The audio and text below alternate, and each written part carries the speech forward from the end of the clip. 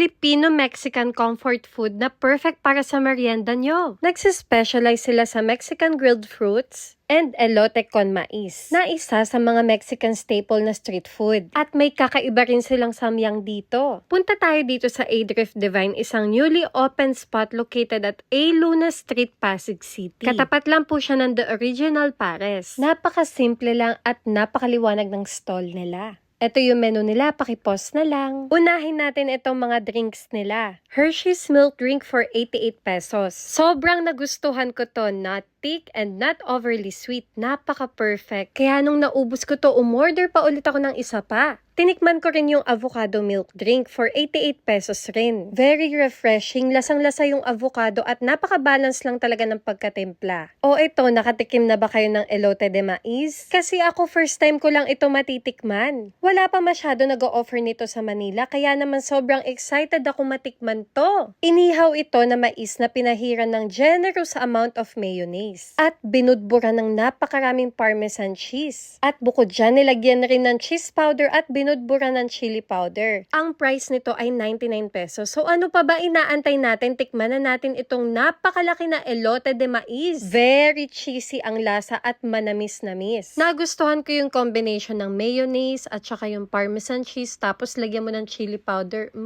At bukod dyan, meron rin silang tapa burger for 105 pesos. Burger bun with beef tapa, egg, cabbage, mayo, and ketchup. Masarap yung pagka-marinate nila sa beef tapa at okay na okay to for breakfast. At syempre, gusto ko matikman yung Samyang bulldog noodles nila for 149 pesos. Samyang noodles pero level up. Naglagay sila ng special cheese sauce ng Samyang, corn, pineapple, cheese powder, at na-enjoy ko ito ng sobra. Very cheesy, spicy, sweet, and tangy taste. Ang sarap! At ang kanilang grilled fruits na pineapple at watermelon. Binudbura nila ito ng parmesan cheese. Pinatakan ko rin ng kalamansi at nilagyan ko ng chili powder. Very sweet and juicy. Lumalabas yung tamis ng fruits. O, saan naman tayo magfo-food trip sa susunod? Comment down below at huwag kakalimutan mag-follow. I-share mo na rin. Paalam!